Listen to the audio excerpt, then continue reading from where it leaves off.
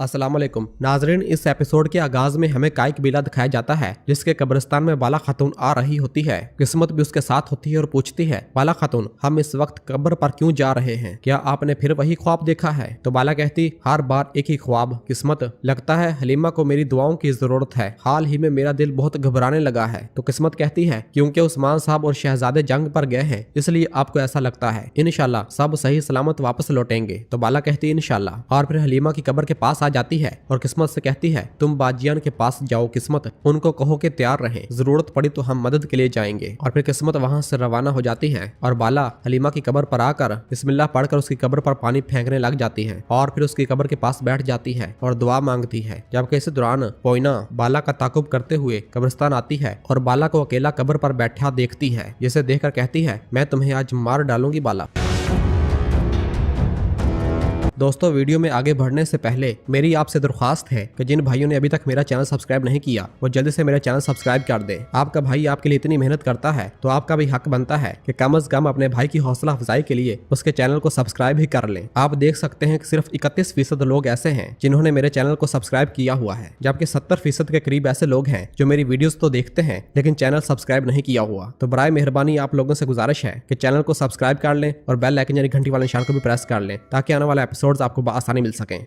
जबकि दूसरी जानब हमें मैदान जंग दिखाया जाता है जहां पर एक तरफ करासी साहब की बड़ी फौज जबकि दूसरी जानब उस्मान साहब की बड़ी फौज नजर आती है और दोनों फौजें आमने सामने होती हैं। उस्मान साहब एक जानब तो करासी साहब अपने सरदारों के हमरा दूसरी जानब खड़े होते हैं और फिर करासी साहब अपने सरदारों की बात सुनकर कहता है, तो कायनुमाज ने तुम्हें मेरी बात पे उस्मान के पास बुलाया है? तमाम सरदारन हाँ में इशारा करते हैं और फिर करासी कहता है, यानी कायनुमाज ने आपकी मौजूदगी में मेरे खिलाफ झूठी गवाही दी? तो एक सरदार कहता है, हम बिल्कुल भी इनकी बातों पर भरोसा नहीं करते हजूर। और फिर दूसरा सरदार कहता है, कौन जानता है कि उन्होंने कायनुमाज का दिमाग कैसे चुरा लिया हजूर? तो करासी कहता, आह कायनुमाज आह, यकीनन जब तुम मेरे कब्जे में आओगे तो तुम्हारा गला काट दूंगा। और फिर दूसरी जानब उस्मान साहब अपने घोड़े से नीचे उतरते हैं। उन्हें देखकर करासी कहता, आओ उस्मान आओ, अपनी मौत के पास आओ। और फिर उस्मान साहब आगे बढ़कर करासी साहब की जानब, जबकि करासी भी अपने घोड़े से नीचे उतरता है और उस्मान साहब की जानब बढ़ता है। उस्मान साहब कहते हैं, चीखो करासी चीखो, आज तुम इस जमीन के जर्रे की तरह बड़े हो जाओगे। और फिर उस्मान साहब और करासी साहब एक दूसरे के पास आ जाते हैं, जबकि इधर काई कबीले में बाला हलीमा की कब्र के पास बैठी होती है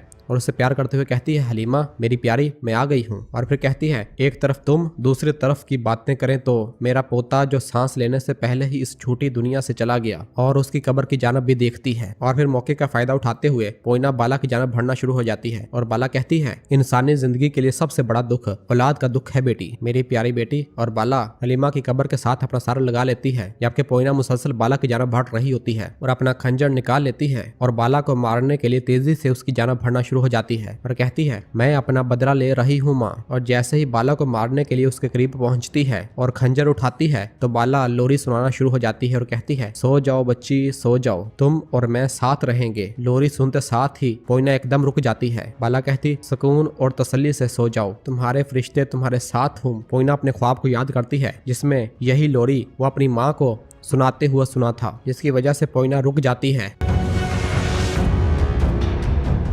जबकि दूसरी जानब हिसार किले में काई सिपाही मुसलसल अपने पत्थरों की बरसात किले पर कर रहे होते हैं। इस दौरान लुकास का सिपाही भागता हुआ लुकास के पास आता है और बताता है, कमांडर लुकास बाहर कोई फौज वोज नहीं है। यह सुनकर लुकास कहता, क्या मतलब कि कोई फौज वोज नहीं है? और फिर सोफिया कहती, उस्मान ने हमारे साथ खेल खेला, इसने करासी साहब को चारा डाला। यह सुनते लुकास गुस्से से कहता, लानत हो तुम पे उस्मान। जबकि दूसरी जानब मैदान जंग में हम देखते हैं कि उस्मान साहब करासी साहब के आमने सामने होते हैं और उनसे कहते हैं, मैंने सोचा था कि तुम अपनी पूरी ताकत के साथ आ रहे हो, लेकिन जिन्हें मैं नहीं देख पा रहा वो बहुत से हैं करासी साहब, कहाँ है वो कुफ्फार जिनके साथ तुमने ताउन किया? तो करासी कहता है, तुम सराय में मेरे सरदारों का दिमाग तब्दील नहीं कर पाए, यानी अब दोबारा कोशिश कर रहे हो। तुम्हें पता होना चाहिए उस्मान कि तुम मुझे इन बेबुनियाद इल्जामात से हरा नहीं सकते। अब वक्त आ गया है कि मर्दाना वार तरीके से तलवारें खींचो और अपनी तलवार मियान से बाहर निकालते हैं। उस्मान साहब कहते, मर्दानगी से हैं तुम मर्दानगी की बात कर रहे हो। जबकि इस दौरान उरहान, जरकुतै और बुरान बुरहान भी अपने घोड़े भगाते हुए वहाँ पर आ जाते हैं और उस्मान साहब के पास आते हैं। बुरहान आकर बताता है, हजूर काफर के ठिकाने अक-हिसार से आ रहा हूँ हजूर। ना लुकास ना वो शैतान जिसे सोफिया कहते हैं, इनका कोई भी सिपाही इस किले से कोई भी बाहर नहीं निकल सकेगा। ये सुनते ही करासी के रंग उड़ना शुरू हो जाते हैं। हाँ करासी साहब। तो करासी को निहायत गुस्सा आना शुरू हो जाता है और फिर उस्मान साहब पूछते, आपके दोस्त कहाँ हैं? वो सब किले में फंस गए हैं, वो अपना सर तक नहीं निकाल सकते। और फिर कहते हैं, आप अकेले हैं करासी साहब, आप अकेले हैं। तो करासी कहता है, मेरा कोई दोस्त नहीं है सिवाय उनके जो मेरे पीछे खड़े हैं उस्मान। मेरे साथ बहुत से ताकतवर सरदारान हैं और मेरे पीछे बहुत से वफादार सिपाही हैं। ऐसी सूरत हाल में कौन कह सकता है कि मैं अकेला हूँ? हम तुम्हें काफी हैं अल्लाह के हुक्म से। उस्मान साहब कहते, मेरे पास सिर्फ एक जुमला है, मैं तुम्हें यहाँ बिल्कुल अकेला कर दूंगा। और फिर उस्मान साहब कहते हैं, सरदारान। तो करासी के पीछे खड़े तमाम सरदारान अपनी साफ तब्दील कर लेते हैं और सीधा जाकर उस्मान साहब के पीछे खड़े हो जाते हैं। यह देखकर करासी के रंग उड़ जाते हैं और उसके पांव तले जमीन निकल जाती है और वो हक्का बक्का रह जाता है और गुस्से से कहता, सरदारान क्या कर रहे हैं, कहाँ जा रहे हैं, मेरे पीछे आओ। लेकिन कोई भी सरदार करासी की बात नहीं सुनता। और फिर उस्मान साहब कहते हैं, तमाम सरदारान वो सब जानते हैं कि तुमने क्या कुछ किया है। ये सुनकर करासी को निहायत गुस्सा आ रहा होता है और फिर इस दौरान फ्लैशबैक सीन दिखाया जाता है जब सराय में एक सरदार ने कायनुमाज से पूछा था, कायनुमाज उस्मान साहब ने जो कुछ कहा है क्या ये सच है? तो कायनुमाज कहता है, अल्लाह मेरा गवाह है, मैं कसम खाकर कहता हूँ कि ये सच है। कुफार को फलाद बेचने के साथ साथ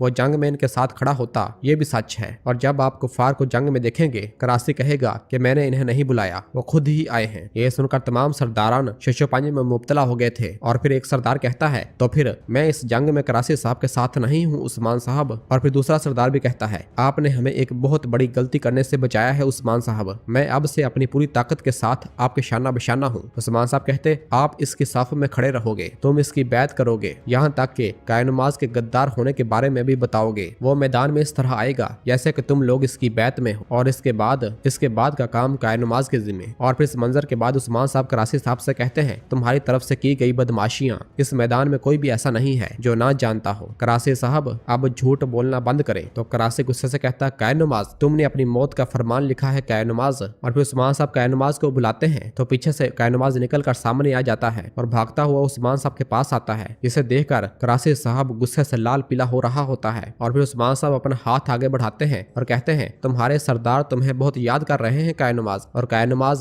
करासी साहब के सामने बैठकर उस्मान साहब की बैत करता है। उस्मान साहब कहते, हर जगह तुम्हारा नाम कह रहे हैं, है ना करासी साहब? और फिर कायनुमाज कहता, अब से मेरे सरदार आप हैं उस्मान साहब, अल्लाह आपका साया हमारे सरों पे सलामत रखे। और उस्मान साहब का हाथ चूम लेता है और उनकी बैत कर लेता है। यह देखते ही करासी निहायत गुस्से से अपनी तलवार निकालते हुए कहता, गद्दार। और उसे मारने के लिए जैसे ही आगे बढ़ने लगता है उस्मान साहब कहते, अपनी जबान और हाथों का ख्याल रखो, इन्हें मैं उतार फेंकूंगा। ये सुनते साथ ही करासी एकदम रुक जाता है और कायनुमाज को नहीं मार पाता और बहुत ही बेबस और लाचार दिखाई देता है। और फिर कायनुमाज करासी साहब के सामने से होता हुआ पीछे फौज की जानब जाता है और सिपाहियों से मुखातब होकर कहता है, सिपाहियों जिसके पीछे आप खड़े थे, जिसके कहे गए अल्फाज से खौफजदा थे, करासी साहब इन लोगों के साथ शराकतदारी रखे हुए हैं जो हमारे खून के प्यासे हैं। अब मैं तुमसे कहता हूँ कि आओ और अपनी तलवारें छोड़ दो, अपनी जिंदगियों को फजूल में जाया ना करो। और ये कहकर वापस लौट आता है और आकर उस्मान साहब के पास खड़ा हो जाता है। ये सब देख और सुनकर कुछ सिपाही आगे बढ़ते हैं और करासी साहब के सामने आकर अपनी तलवारें फेंक देते हैं और कहते हैं, क्या हम कुफार के साथ एक होने के लिए अपनी जिंदगियों से दस्तबरदार हुए? और फिर दूसरा सिपाही कहता, अगर सरदारान तुम्हारे साथ नहीं है तो मैं भी तुम्हारे साथ नहीं हूँ। और फिर तीसरा सिपाही कहता, तुम्हारा रास्ता अब मेरा रास्ता नहीं है। और फिर इस तरह देखो देखी तमाम सिपाही एक एक करके अपने तमाम हथियार करासी साहब के सामने आकर फेंक देते हैं और सब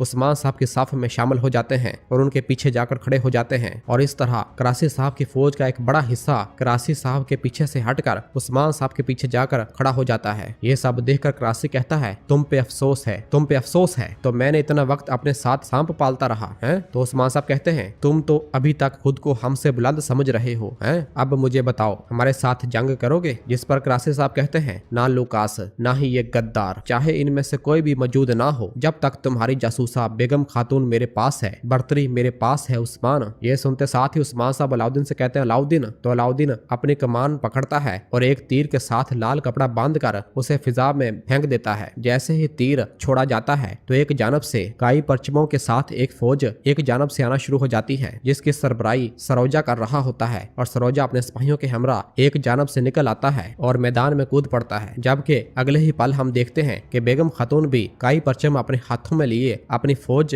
और अपने सिपाहियों के हमरा दूसरी जानब से बाहर निकल आती है। बेगम खातून को अपने सामने देखकर करासी मजीद हक्का बक्का रह जाता है और उसे अपनी आंखों पर यकीन नहीं हो रहा होता और वो आसपास देखता है। उसे कुछ भी समझ नहीं आ रहा होता कि उसके साथ हो क्या रहा है। और फिर अगले ही लम्हे बेगम खातून उस्मान साहब के पीछे आकर खड़ी हो जाती है। इसे देखकर करासी कहता, बेगम खातून, यानी तो तुमने इससे भी बचा लिया? हाँ। तो उस्मान साहब आगे बढ़ते हैं और लुकास के पास आकर उसकी आंखों में आंखें डालकर कहते हैं, चाहे तुम हमसे लड़ो चाहे ना लड़ो, तुम और तुम्हारे पैरोकार, अब तुम्हारे पास जाने के लिए रास्ता नहीं बचा। जिस पर करासी साहब कहते हैं, तुम जीत गए हो उस्मान, वो भी तलवार खींचे बगैर। तुमने ये जंग जीत ली, हम शिकस्त खा गए। तुम अजीम हो, तुम रियासत हो। और इस तरह करासी साहब भी ये जंग हार जाते हैं और उस्मान साहब की रियासत को तस्लीम कर लेते हैं और अपने सीने पर हाथ रखकर अदा बजा लाते हैं।